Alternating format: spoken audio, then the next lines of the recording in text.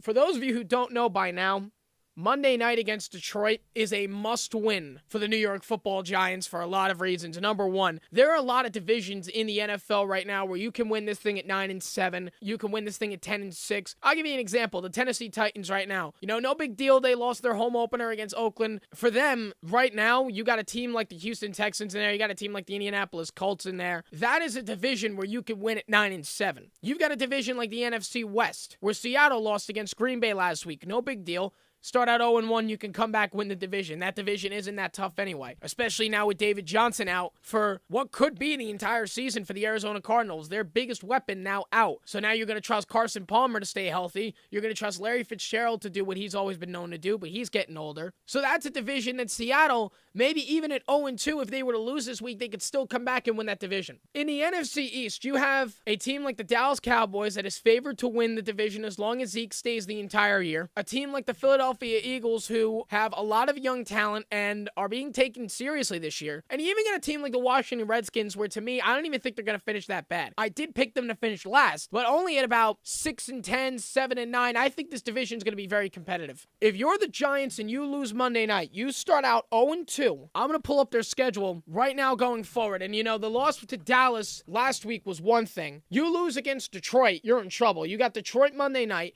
then you're at Philadelphia, which is always a tough game to play. You got to face Carson Wentz. Then you're at Tampa Bay to face Jameis Winston and a very serious Tampa Bay Buccaneers team. Then you have the Chargers at home, which is a game that you could probably contain, especially with the way the Chargers played last week. But then you're at Denver in week 6. So you've got to go up against that defense, who, don't get me wrong, I think they're going to give Dallas problems tomorrow in Denver. Whether I pick Dallas or not later in my picks, I think the defense is going to give them a lot of trouble. Then you have Seattle at home. Seattle's defense proved a lot against Green Bay last week. I think they're going to give them some trouble. Later on in the schedule, you've got Kansas City. Then you've got to go to Oakland for week 13. You have Arizona later on in the schedule. And then, of course, you got to face the Cowboys again. You've got to face the Redskins. You got to face the Eagles again. You face the Redskins twice later on in the year. If you're the Giants right now, Monday night is a must-win for Big Blue. A must-win. To me, if they don't win this game, their playoff chances are fading fast. Because how do you come back from 0-2 in that division, especially let's say Dallas wins tomorrow in Denver? They're going to start the year 2-0. Then they have Arizona the next Monday night, which again, without David Johnson, is almost like a walk in the park against that team, because they showed you in Detroit last week why they're never going to win anything. So for the Giants, it is must win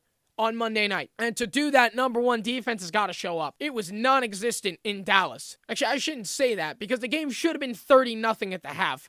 They were able to contain Dallas very well in crucial third down situations. Looking at Dallas, they were only 8 for 15 on third down, so they completed about 50% of their third down efficiency. But for the Giants, even Eli did not look like Eli Manning. And for the Giants, OBJ's got to play on Monday night, and he's probably not going to. But you saw on Sunday night in Dallas that this is no longer Eli Manning's team. You saw Sunday night that this team is reflected around one person, and that is Odell Beckham Jr. Because without him, Eli Manning was not comfortable on the field all night. And I'll give you this take too. Even without Odell Beckham Jr., I still thought the Giants were losing the game. The way they played on defense, the way their O-line protected Eli was awful. They were 4 for 12 on third down. They only had 13 first downs versus Dallas's 22. Only 2 of them were by rush. They had more penalties than the Cowboys did, and it cost them 55 yards. Looking at it too, and Dallas killed the Giants on the time of possession. To me, the Giants are in big trouble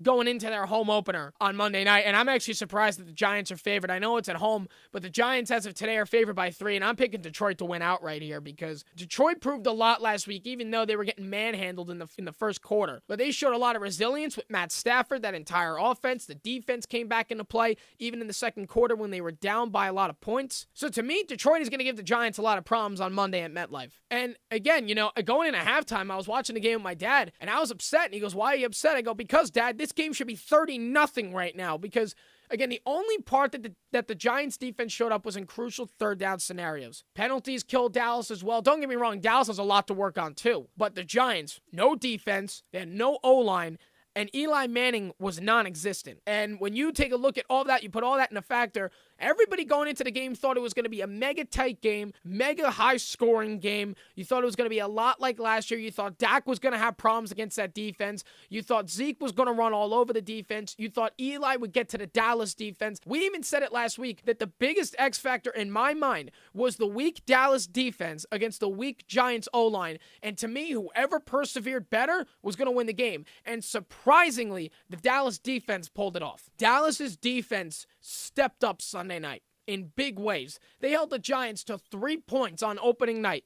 And again, you look at a Giants-Cowboys matchup from years past and especially last year. Close games, extremely competitive, start to finish, edge of your seat. We didn't get that Sunday night. We got a manhandling by the Dallas Cowboys. A lot of people were saying, oh, well, the Dallas only won because they had Ezekiel Elliott. To me, without Ezekiel Elliott, Dallas was still winning the game. Ezekiel Elliott didn't score a touchdown. He only rushed for 104 yards. He didn't have a touchdown all night. The only touchdown thrown was by Dak Prescott to Jason Witten. That was it. The rest were by Dan Bailey field goals because hashtag Dan Bailey for life. Ezekiel Elliott only rushed the ball 104 yards. He did not score. So to me, yes, he got Dallas into crucial Giants territory.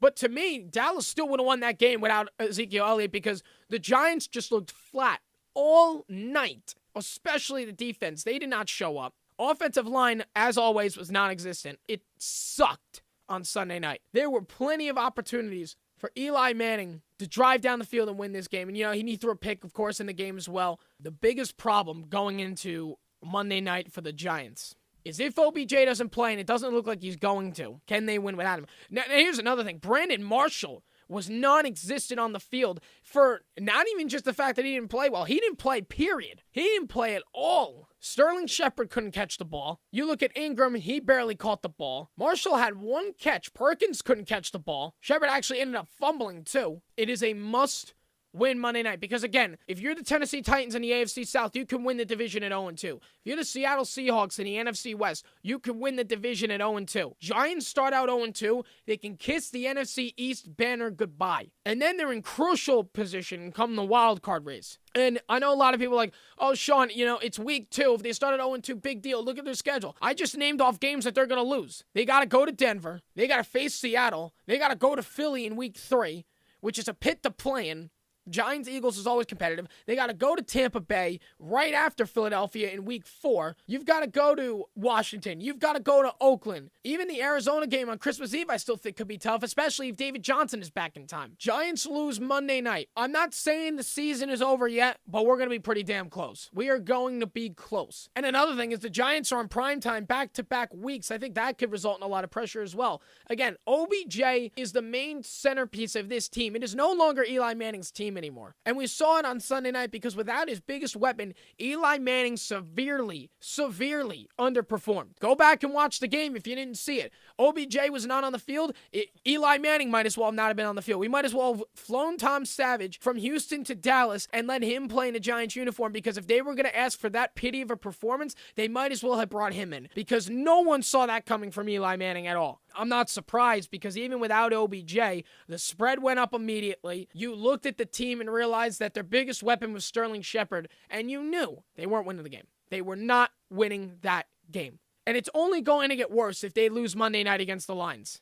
And Matt Stafford had a great week 1 against Arizona. The team looked sharp. The defense performed well late in the game. And that's going to be crucial on the road at MetLife on Monday night. So you want to know who I'm picking right now? I'm picking Detroit. Because to me, the Giants are in big trouble. They're in big trouble. And again, I'm not saying this as a resident Cowboys fan. People know me. I'm very impartial when it comes to this radio stuff. I'm very impartial when it comes to making picks. To me, the Giants are in big trouble. They are, not saying screw just yet, but they're in trouble. When you look at a guy like Eli Manning, he can't do a lot when he's running out of the pocket every single play because his O-line is non-existent. Sterling Shepard, he can't be counted on as the number 1 guy when he's really not that good. You look at a Giants defense that is still really good. They can only do so much when they're on the field the entire time. You want proof? Dallas won the time of possession battle by almost 10 minutes in Dallas. By almost 10 minutes. The Giants defense was on the field for the majority of the game. They can only do so much when they're playing the entire time. It comes down to this. If you don't win Monday night in your house against the Lions,